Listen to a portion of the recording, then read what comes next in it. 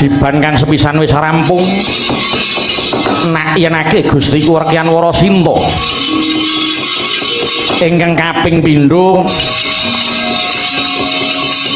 kinen bobot lan kinen nyumurupi sepira akeh wadyabala praja Ngalengka. Katelune Anoman kinen nyumurupi kaya ngapa praupane Dasamuka ya. Piye nggonku ngitung lan nggonku nglimbang marang kekuwataning praja Ngalengka yen aku ora gawe jalaran. Taman Soko bakal tak ora arik dadi jalaran iki.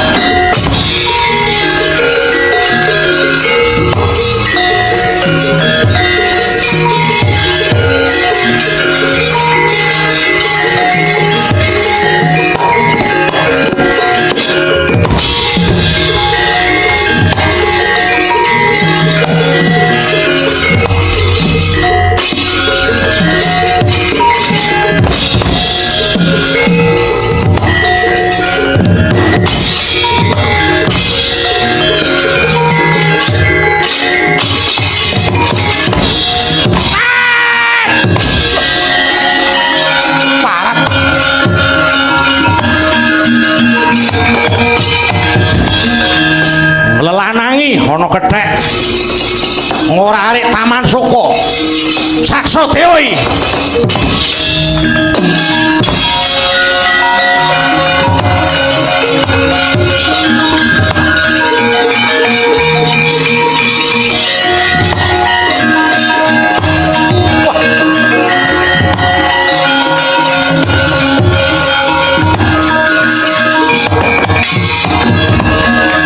kowe munyuk ucul-uculan saka ngendi? Ngamuk ana Taman Soko. Pancen tak jarak. Lho. Wis omong. Kowe biyen larang regani. Sapa kowe? Balik takon kowe sapa? Saksa Dewa. Kowe sapa? Anoman dutane Sri Rama Badra. Wah, mungsuh bontot tanganmu. Ah. Hop. Lo. Ah. Hop. Ayan. Ah.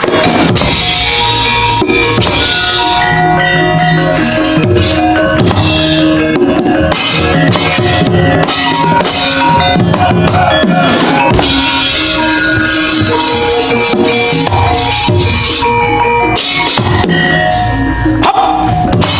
Hai. Pasti.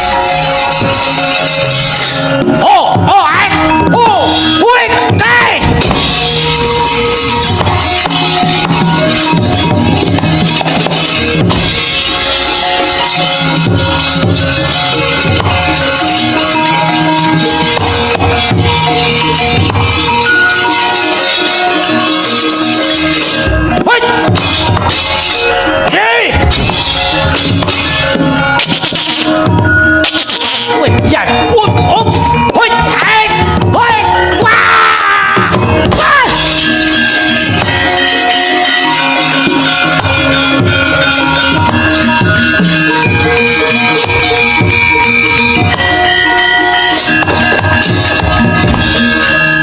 kepruk pecah ndasmu ayo mara sapa sing ora nrimake maju rene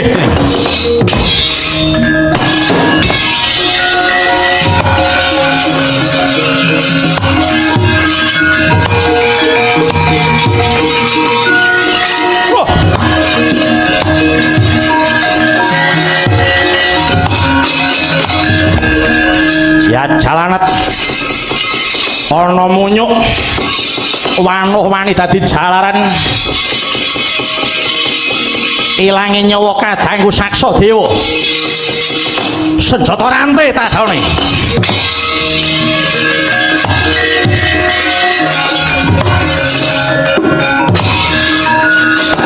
hey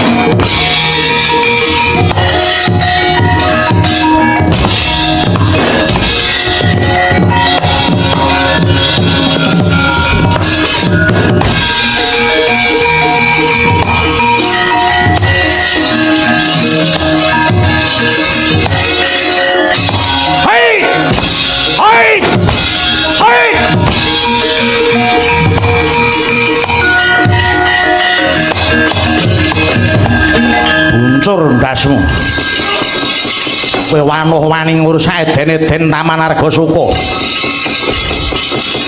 munyu putih mara ngaku kowe sapa ayo aja mung kowe sing maju di Ratu Ngalengka Sijeneng Prabu Dasamuka kon maju rene tak gembole ndas wah jajalak sowan Kanjeng Rama iki wah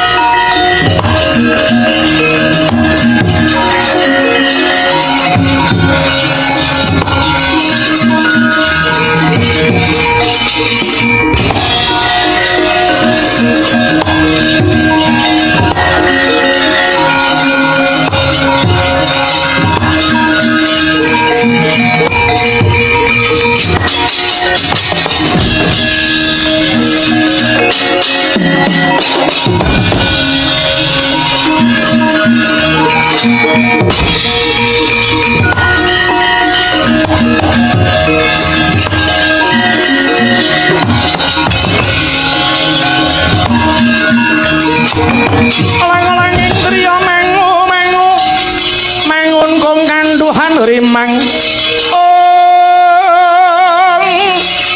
lir-lena tanpa kanen yen tantulusa manggo saing Dyah Utama mangkono sang nata mudha wis nyalon ngrerepa cet wonten dawuh Ramadewa Ji kowe nggawa munyuk neng kok ngane-ane wulune putih sapa kiye sinuwun menika namipun Anoman piyambakipun ngaken menyangka dados dutanipun Prabu Rama ing negari Pancawati wanara menika ugi dados jalaran pejahipun kadang kula pun saksa wah bangsa telek kowe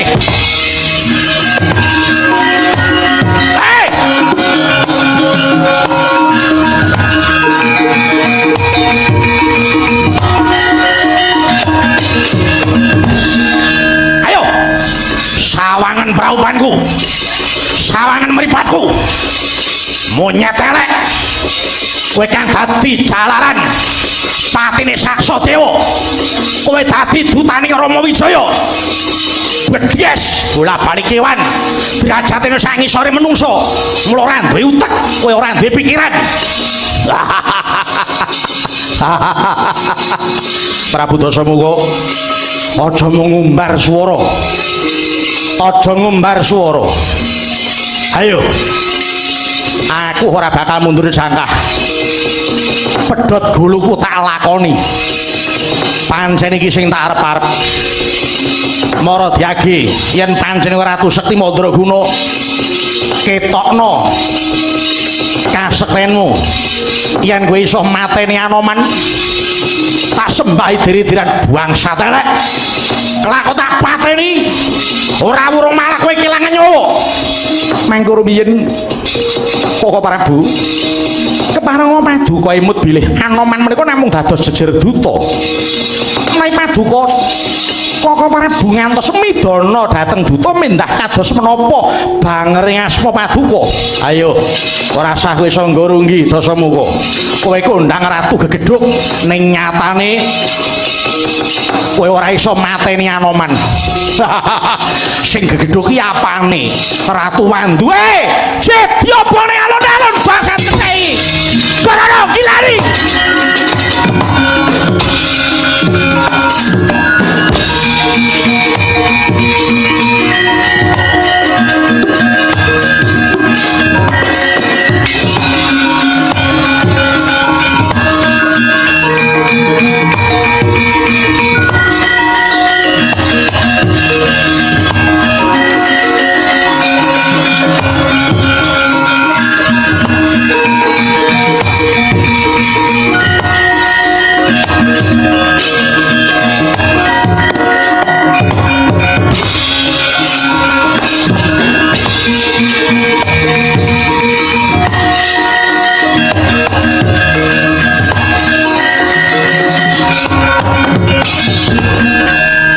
Raden Anoman kepareng nepangaken kula kadangipun anem Kakang Mas Arah Wanaraja dene nami kula pun Gunawan Wibisana.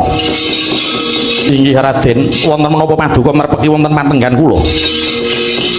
Sejatosipun sampun marambah makaping kula ngemutaken dhateng Kakang Mas Arah Wanaraja ingkang supados mangsulaken Dewi Sinta kunjuk dhateng Sri Rama Badra. Namung nyatanipun tutur ketawur mboten wonten ginanipun anggen kula matur. Kula kirang nayogani menapa dados krentekipun Kakang Mas Rahwana ingkang badhe midana dhateng Paduka. Mugi Paduka Raden Anoman anekseni. Kula badhe mbudidaya ngreripih dhateng Kakang Mas Rahwana-raja. Namung menawi Kakang Mas Rahwana-raja puguh tekadipun mboten ngunduraken Sang Dyayu Warasinta, kula badhe suwita dhateng Pancawati Raden.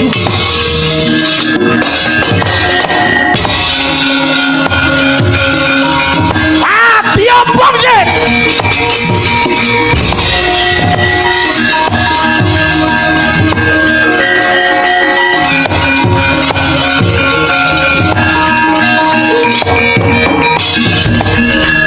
Katok nonggonmu nyawang nindahing jagat. Dina iki mengko mung kari sak gebyaring kilat nyawamu sanguk-anguk ning bun-bunan. Lakon tak obong dadi pengewan-ewan ana keraton Ngalengka. Wadyayaksa kabeh. Kudu padha tegel nyawang kahanan iki. Anoman aja dieman. Merga iki satru bebuyutan. Lakon tak obong dene.